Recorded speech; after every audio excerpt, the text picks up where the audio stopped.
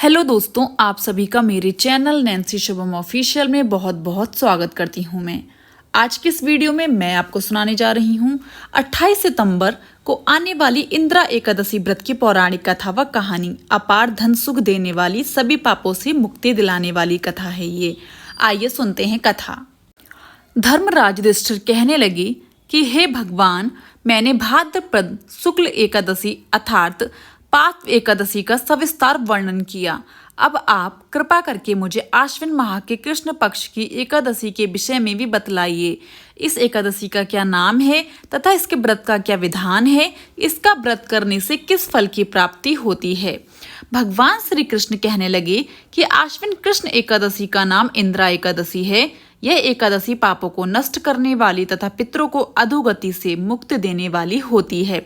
इस एकादशी से संबंधित जो कथा प्रचलित है उसे मैं तुम्हें सुनाता हूँ। श्रद्धा पूर्वक श्रवण करो इस कथा का भक्तों। प्राचीन काल में सतयुग में एक महिष्मती नामक नगरी, जिस पर इंद्रसेन नाम का राजा राज्य करता था। वह राजा बड़ा ही दयालु व प्रतापी था, जिस कारण उसके किसी भी वस्तु की कमी नहीं थी और उसकी प्रजा भी बहुत सुखी पूर्वक जीवन अपना अपना व्यतीत कर रही थी। एक दिन राजा अपने दरबार में बैठा हुआ था तो उसी समय देवर्षि नारद जी वहां आ पहुंचे। नारद जी को देखकर राजा अपने आसन से उठे और उनका भव्य स्वागत करके प्रणाम किया और उन्हें आसन ग्रहण करने को कहा। इसके बाद देवर्षि नारद जी ने राजा इंद्रसेन से कहा कि हे राजन, आपके राज्य में सभी सुख भोग रहे हैं, प्रजा को किसी प्रकार का कोई कष्ट या दुख नहीं है। मैं आपकी इस उदारता को देखकर अति प्रसन्न हुआ। नारद जी की बात सुनकर राजा ने कहा, ये सब तो आपकी कृपा है जो मेरे राज्य में हर प्राणी सुख भोग रहा है। इसके बाद राजा इंद्रसेन ने महर्षि नारद जी से आने का कारण पूछा और कहा कि मैं आपकी क्या सेवा करूं जिससे आप प्रसन्न हो जाएं। राजा की बात सुनकर नारद जी बोले, हे राजन, मैं एक बार यमलोक गया तो देखा कि तुम्हारे पिता भी वहां बैठे हुए थे यमलोक में। हे राजा, तुम्हारे पिता भी तुम्हारी तरह ही बड़े ज्ञानी धर्मार्था थे, किंतु एकादशी का व्रत नहीं करने के कारण मरने के बाद वो यमलोक में गए, जिसका कारण वो बहुत दुखी हैं। उन्होंने तुम्हारे लिए एक संदेश भेजा है। राजा ने पूछा, वह क्या संदेश है? देवर्षि, कृपा करके मुझे बताइए।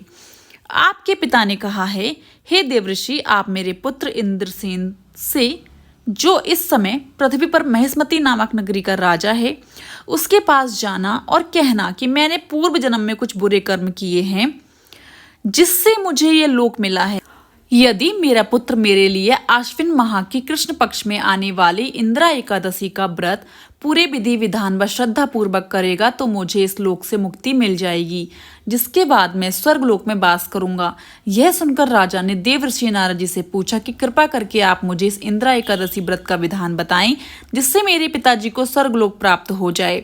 नारद जी ने कहा, इस व्रत के लिए तुम दशमी के दिन प्रातः जल्दी उठकर स्नान आदि से फ्री होकर मुक्त होकर किसी नदी पर अपने पितरों के नाम का श्राद्ध करो और रात्रि को पृथ्वी पर शयन करो।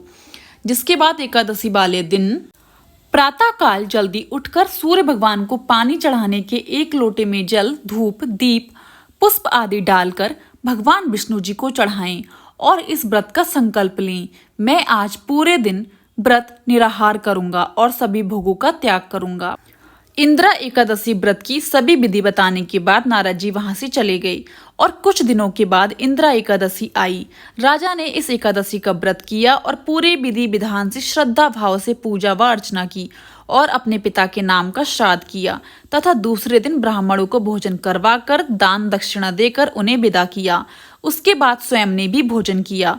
राजा इंद्रसेन की इंदिरा एकादशी व्रत के प्रभाव से उसने पिता को यमलोक से मुक्ति दिलाई और वो सदा के लिए स्वर्गलोक को चले गए। हे युधिष्ठिर, यह इंदिरा एकादशी के व्रत का महात्मा मैंने तुमसे कहा। इसके पढ़ने और सुनने से मनुष्य सब पापों से छूट जाते हैं और सब प्रकार के भोगों को भोग कर वैकुंठ को प्राप्त होते हैं। राधे राधे।